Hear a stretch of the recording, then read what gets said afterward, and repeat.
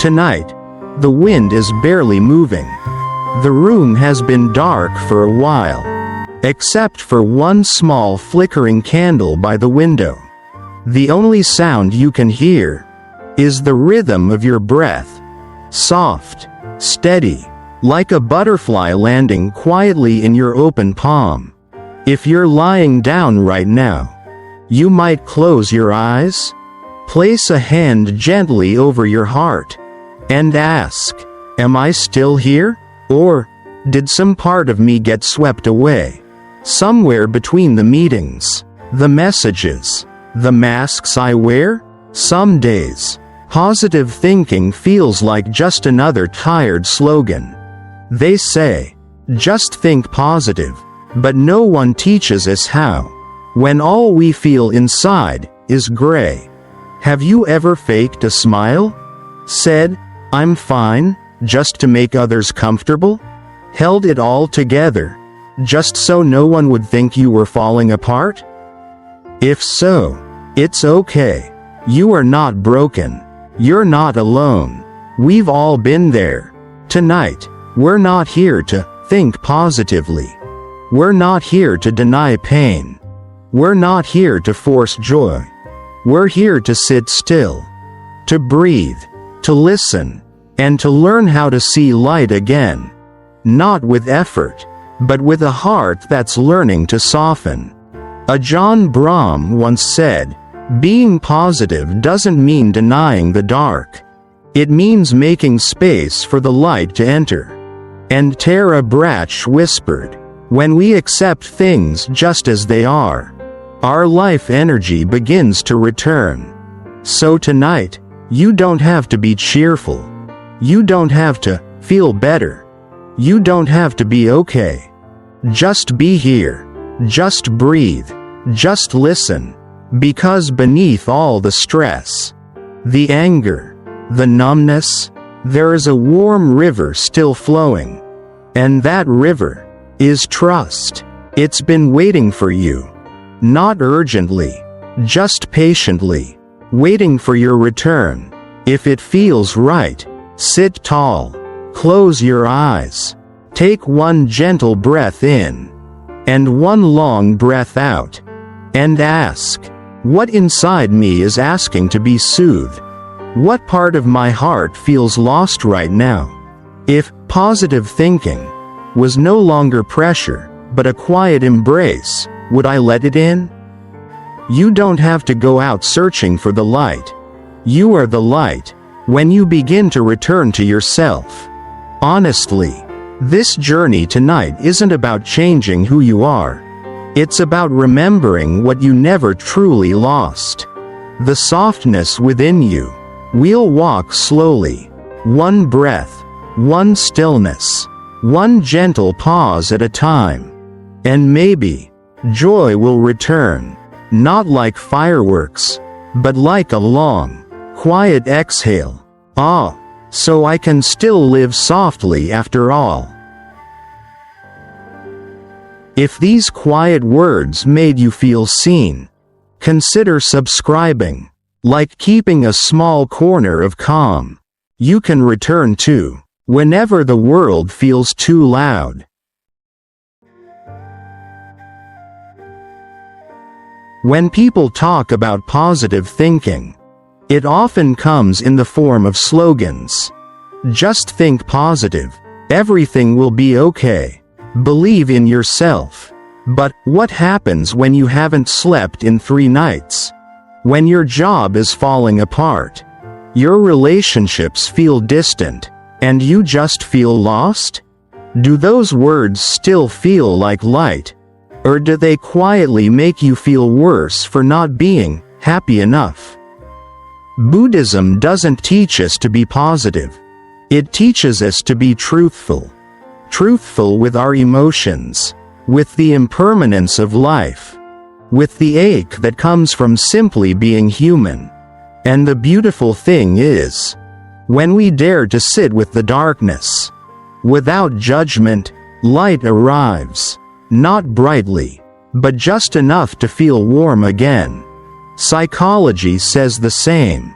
Studies show that when we force ourselves to feel good, our brain actually triggers more stress. But when we pause, breathe, and gently name what hurts, the parts of our brain that restore balance start to awaken. In other words, true positivity doesn't come from pushing. It comes from the ability to hold everything without becoming it. Thich Nhat Hanh once said, "If you embrace your sorrow with mindfulness, it will begin to soften, like a child being held in a mother's arms." So under the light of Buddhist wisdom, positive thinking isn't about avoiding pain. It's about recognizing it, with compassion, not rushing to fix it, but simply sitting beside it, until it fades on its own, like morning mist. Ajahn Brahm once told a story about an old wooden door at the monastery. Every time he closed it, it made a loud creaking sound. He tried oiling it, adjusting it, nothing worked. Eventually, he said, "Maybe it'll always creak, so I'll just learn to walk slower, and listen to it like part of life." From then on, that creak became familiar. No longer a flaw, but a reminder to move with awareness. You see, positive thinking isn't about making everything perfect. It's about changing how we be with imperfection. With presence, you don't have to chase the sadness away. You can simply sit with it. You don't have to say, "It'll all be fine." You can simply say, "Right now I'm not okay, but I can still breathe, and I'm still here." If you feel ready, try writing this down. What feeling do I usually try to avoid? Have I ever used positivity to cover a deeper pain? If I didn't need to feel happy or perfect, what would I say to myself right now? When positive thinking is paired with understanding and kindness, it stops being pressure. It becomes a refuge, a quiet place where you can be exactly who you are, whether smiling or in tears. When the voice in your head keeps blaming you, learning to speak with your inner critic. There's a sound that no one else hears, but it can hurt more than any words spoken aloud.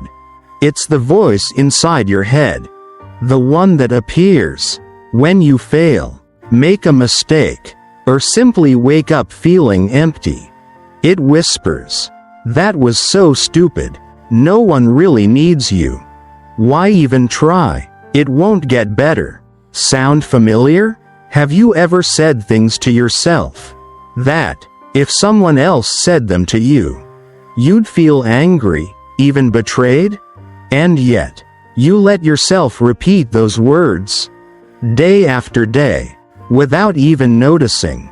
In psychology, it's called the inner critic, a voice that once formed to protect us, but does so by shrinking us, shaming us, making us afraid. In Buddhism, we look deeper.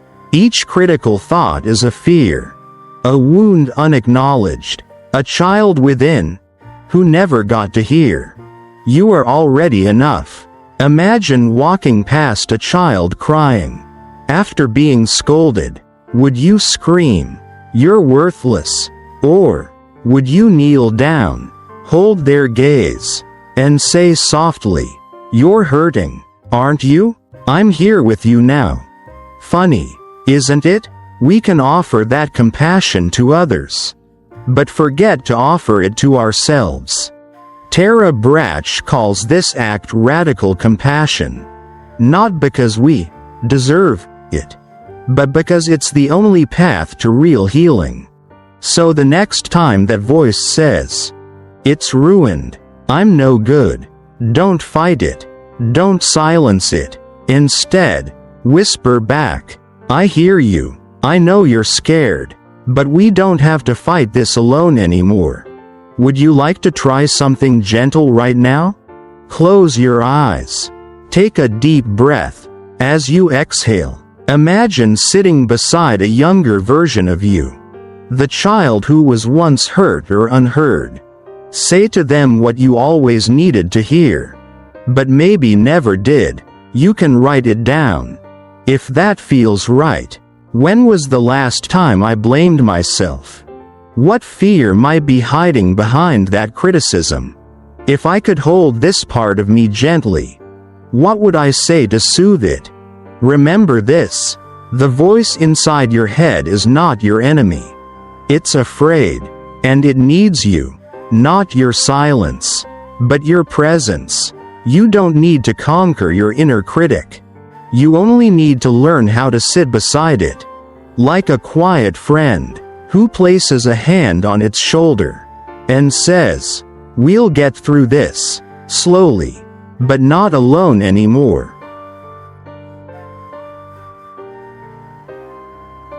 Limiting beliefs. The invisible sentences that quietly defined us. There's a kind of belief that no one needs to teach us.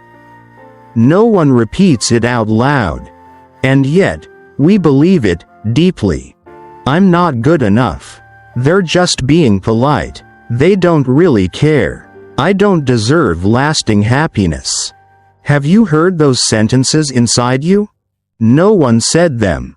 But somehow, you just know they're true.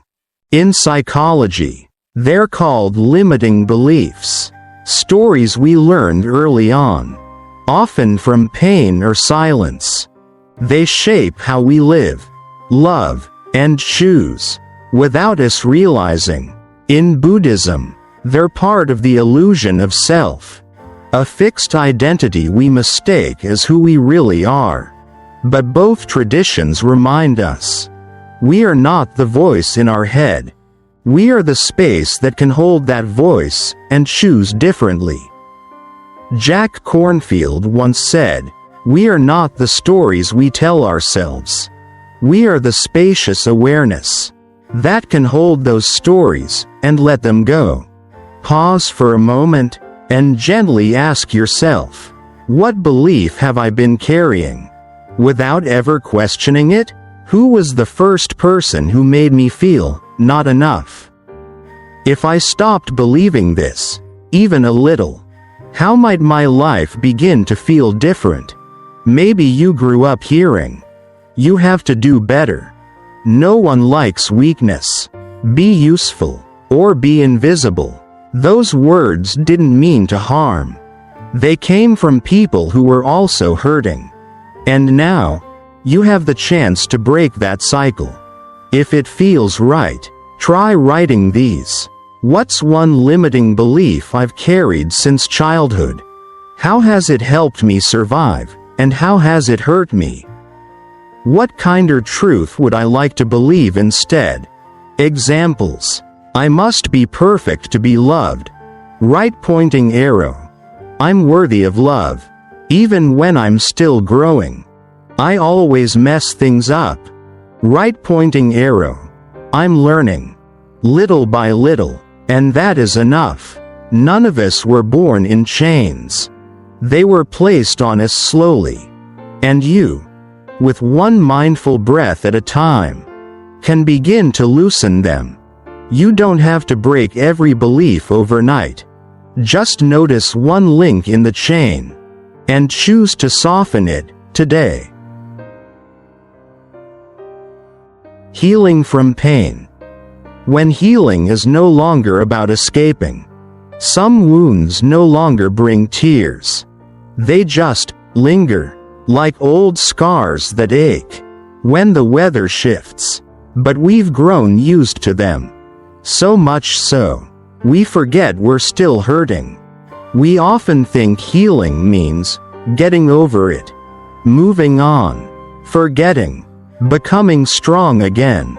But sometimes, healing looks like this: sitting down, doing nothing, just breathing, with the wound, like welcoming back an old friend. the one you tried to forget, but who's been waiting patiently at your door. Psychology tells us, healing begins when we finally feel safe enough. Not when everything is fixed, but when something inside us whispers, "It's okay to feel this, and I won't be abandoned for it." Buddhism calls this metta, unconditional loving kindness, starting with yourself. Ajahn Brahm once said, "Pain doesn't need to disappear. It just needs to be listened to long enough for it to soften." So if you're hurting right now, you don't need to hide it. You don't need to fake being okay. You only need to be honest. Right here, right now. Try placing your hand gently on the part of your body that feels the heaviest. It might be your chest, your back, your neck, or the pit of your stomach. Breathe in. I see this pain. Breathe out. And I'm not forcing it to go away. Write down, or simply whisper, "What pain have I not yet dared to face? What have I been doing to protect myself all this time? If I could say just one thing to myself today, what would it be?" Maybe it's, "Thank you for holding on this long. It's okay. I'm learning to live with this. No rush. I'm right here." You don't need to be fully healed to keep going. You just need to be with your pain more gently, a little at a time. Each time you return to breath and compassion, your wounds begin to soften, not because they're pushed away, but because they're finally seen. Quiet gratitude. When light doesn't come from something grand. Have you ever sat alone, not expecting anything, just watching a beam of sunlight spill across the floor, and felt your heart soften? Not because everything was okay, not because something amazing happened, just because that moment felt real and alive. People often think gratitude is about big things. Success, kindness from others, a reason to be thankful. But the Buddha taught, happiness does not come from having more, but from recognizing what is already here. And psychology agrees. When we practice gratitude regularly, even for tiny things, the brain begins to rewire itself. It activates calm. It eases the ache of not enough. So gratitude isn't about trying harder. It's about noticing. Noticing a sip of cool water on a hot day. A text from an old friend. A morning without a headache. Or simply, a full breath. Right here, right now. Pause for a moment, and ask yourself, today, what's something small I feel grateful for? What do I already have that I might miss if it were gone? When was the last time I smiled at something simple?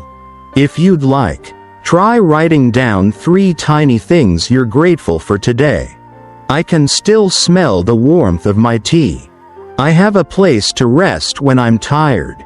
That old song came on today, and it felt like a hug. They don't need to be positive. They just need to be real. Gratitude doesn't erase pain.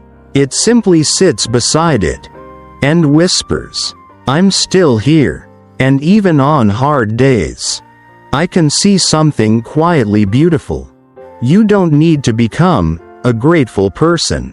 You only need one moment where your heart softens a little. That is already enough. Letting go isn't giving up when the heart learns to lighten. There's a leaf that was once green, once dancing with the wind, once holding on to the branch with all its strength. And one day, it let go. Not out of anger, not out of rejection, simply because it was time. Letting go feels like that. We often mistake letting go for giving up, for failure, for weakness. But the Buddha taught, letting go is not losing. It is seeing clearly what is still needed, and what may be gently released. In psychology, letting go relates to releasing control. Not from avoidance, but from trust. Trusting that not everything must be held. Not everything must be fixed. Some things can unfold without our grip. There are things that once fit perfectly. A relationship, a dream, a definition of success. But we've changed. And when we change, some things can be lovingly set down. Not with pain, but with gratitude. Take a quiet moment and ask yourself, what am I still holding on to? Out of fear, not necessity? Which belief, role, or connection no longer reflects who I am? If I could gently place that down, what new part of me might begin to grow? Letting go doesn't start in the mind. It begins when the heart feels safe enough to no longer cling. So you don't have to force anything today. Just sit with it, look at it without judgment, and whisper, "Thank you for walking with me all this way. Now, I release you, not in anger, but in peace."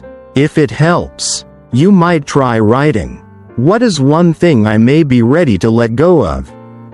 Why have I been holding it? Fear, guilt, habit? If I no longer carry this, where might I feel free? Then, a simple gesture. Close your eyes. Take a long, steady breath in. As you exhale, imagine your hand unclenching and releasing something heavy, not gone, just light. That is the beginning of letting go. Being here with life. When the present moment becomes a quiet gift, there's a kind of tiredness that doesn't come from doing too much, but from never truly stopping. We live in a time where being busy feels normal. We eat while scrolling. We walk while thinking. We lie down but our mind keeps spinning. Each day slips past, like water through our fingers. Here, but barely felt. The Buddha said, the miracle is not to walk on water or in the air, but to walk on this earth, fully awake. Psychology agrees. When we practice mindfulness, the body begins to return home. The nervous system settles. Worry no longer takes the lead. And we begin to experience life instead of rushing through it. Presence doesn't require a quiet retreat or a meditation cushion. Presence can be biting into an apple and tasting the sweet and sour, hearing the soft hum of a fan and noticing the rhythm of life, placing your hand over your heart and feeling its quiet, steady beat. You might like to try this. Choose one simple action, like washing your face, pouring tea, brushing your hair. Do it slowly. While doing it, don't plan or analyze. Just feel the texture, the sound, the movement. It doesn't need to last long. It just needs to be whole. If you'd like, reflect or write. Today, when did I truly feel present? What becomes clearer when I slow down? If every action were a ritual, how might I live differently? Life isn't always joyful, but when we are present, each moment, whether heavy or beautiful, becomes real, and in that realness, healing begins.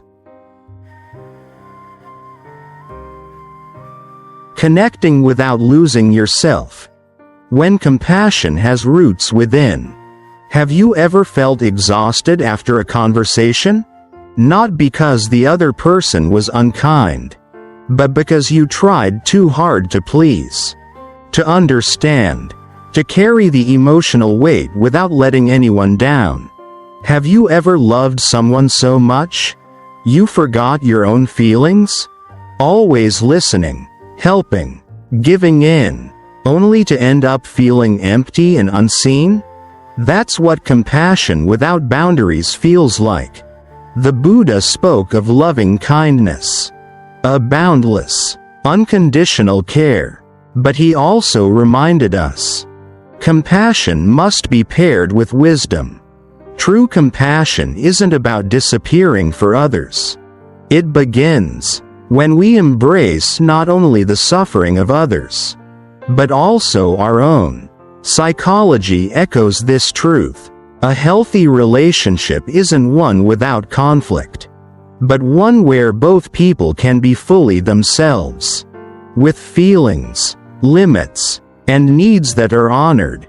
You might gently reflect, lately, have I been giving more than I actually have? What emotions have I been swallowing, just to keep the peace? If I set a gentle boundary, what might shift? Connection doesn't come from pleasing others. It comes from truth, the quiet truth that you, too, are human, and deserve to be understood. Remember, you have the right to say no, the right to rest, the right to stop performing kindness as a duty. Here's something small you can try. The next time someone comes to you with heavy emotions, before responding, take one deep breath and ask yourself, do I have the energy for this right now? Or do I need to be held? 2. If the answer is not yet, you might say, I really want to be here for you, but I need a little time to gather myself first. That's not selfish. That is rooted compassion, not only reaching outward, but growing deep within. You've come a long way, not out in the world, but deep within yourself. So many questions, so many pauses, so many unspoken feelings, seen, then gently left to rest. And now, you can give yourself permission to stop for a moment. No more doing, no more fixing, no more searching, just being with yourself, like this. In psychology, this is called nervous system recovery. When your body is no longer fighting or fleeing, but enters a state of safety, where you begin to soften, like a flower opening slowly in the sun. In Buddhism, it's called mindfulness of the body. Being aware of your breath, your sensations, your presence, not to change anything, but simply to be here. You might place a hand gently over your heart, really gently, and whisper to yourself, I'm here. I'm no longer abandoning myself. There's no perfect ending, only soft moments, where we no longer need to brace. And when you're ready, take one deep breath in, a long, slow breath out, and let everything just be what it is. If this podcast felt like a quiet, precious pause in your day, consider subscribing, like saving a quiet seat for nights when you need to come back to your tea, your breath, and your own gentle heart, because you deserve a place to return to. No rushing, no fixing, just light from within you. And so, this journey closes. If you'd like, I can gather the full script into one gentle piece, ready for recording or saving. Would you like me to prepare that for you?